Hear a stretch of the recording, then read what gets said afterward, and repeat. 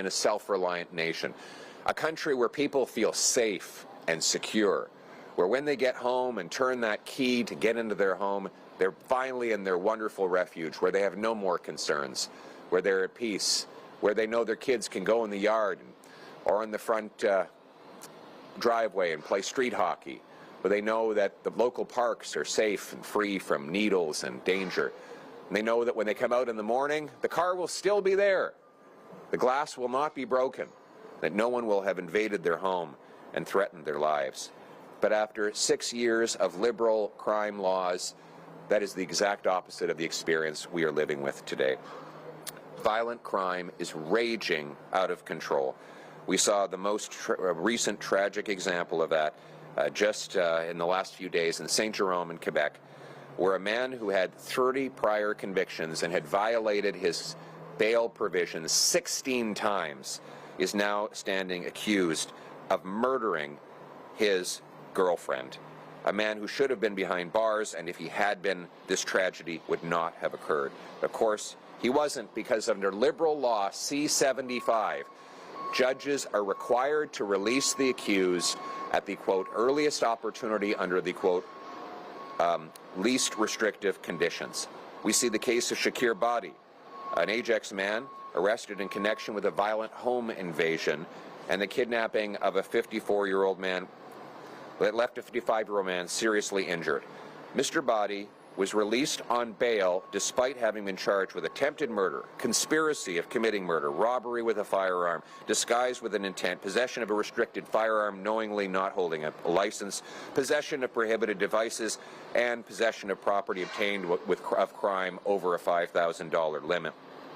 At the time of his arrest, Masih Mohammed was himself out on bail for unrelated offenses. This was one of just a series of violent crimes perpetrated against innocent Canadians. After being convicted of assault and uttering threats, James Plover was released while awaiting sentence. 3 hours later, he brutally murdered Bailey McCourt, his ex-wife, in a parking lot just 4 kilometers away from the courthouse. If he had been kept behind bars where he belonged, that beautiful woman would be alive today. But thanks to liberal bail laws that required him be released, she is not with us anymore. Because of liberal bail, extortion is up 330%. Because of liberal bail, sexual assaults are up 76%. Because of liberal bail, violent crime is up 55%. And because of liberal bail, homicides are up 29%.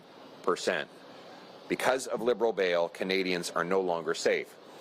So Mark Carney, knowing that Canadians were terrified and frustrated by the crime wave his party had caused, pulled a bait and switch in the last election. He promised Liberals would flip-flop on bail, that if re-elected, after 10 years, they would have learned their lesson. And he said, we will act decisively to strengthen the criminal code. Decisively. Here we are, 6 months later, and where is this decisive action to reverse liberal bail? He said we will move aggressively to protect victims by making bail laws stricter for violent and organized crime. Well, tell that to the victims of crime. Tell that to the family who lost her life to someone out on liberal bail. Then he appointed the single worst Trudeau minister, Sean Fraser, the guy who destroyed our immigration system, the guy who destroyed our housing market, and now his reward is he gets to be the justice minister responsible for the crime laws.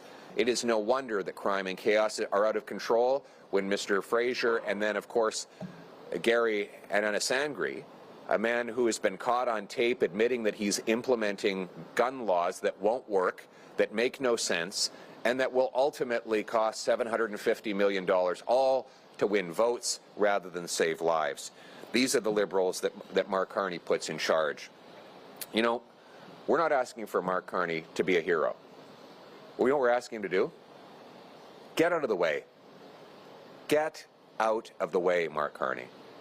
You are the only thing stopping Canadians from having strong bail laws that will keep them safe. And the media has wrongly said that what we need is bail reform. We have bail reform. It's called C-75. We have bail reform. Bail reform by Liberals that allows repeat offenders out of jail again and again and again. What we need to do is scrap Liberal bail. Scrap Liberal bail to keep violent offenders behind bars. Scrap Liberal bail to lock up sex offenders. Scrap Liberal bail to bring safety and tranquility to our streets. And that is why the great RPAN Canada has introduced Bill C-242, the Jail Not Bail Act, to end the Liberal crime wave, undoing all the broken Liberal laws and getting the criminals behind bars. This policy has been endorsed by the Toronto Police Association, various community advocates, Debbie Henderson, the spokesman for the Bailey family, for Bailey McCourt's family.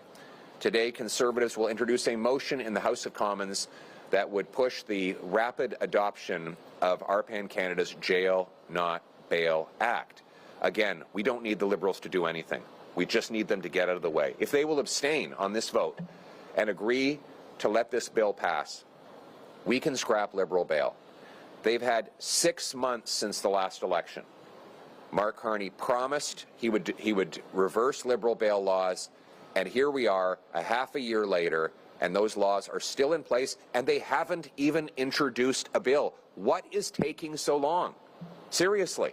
While people are dying on our streets, where our citizens are being massacred, while women are being killed by abusive ex-husbands, Mark Carney has spent 6 months spinning in circles, leaving Liberal laws in place. And he is personally responsible for the violence on our streets because it is him that is standing in the way of us fixing the problem. So we ask Liberals to get out of the way and let us scrap Liberal bail. Let us also scrap the House arrest law, CC5. We have a bill from Pierre Paulus, our member from Quebec City, to get criminals in jail, not in house arrest. The Stand on Guard law will be coming soon from Conservatives that will allow people to protect themselves in their own homes against violent intruders. The Protection Against Extortion Act, another Conservative bill that Liberals are blocking, which would lock up the extortionists that are terrorizing Surrey, Brampton, and Northeast Calgary, and the Three Strikes You're Out law that would guarantee that anyone convicted of 3 violent offenses will have a mandatory 10 years in prison with no parole, probation, bail, or house arrest. These are real common sense actions that Conservatives are proposing and Liberals are blocking. Again, our message is we ask only one thing of Mark Carney and the Liberals. Please get out of the way.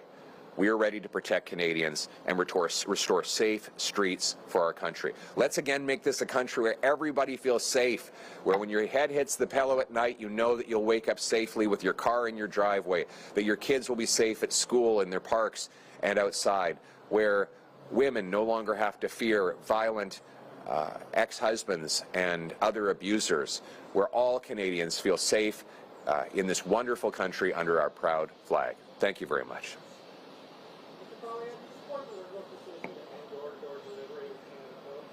We will now open the floor to questions. Please identify yourself and your outlet.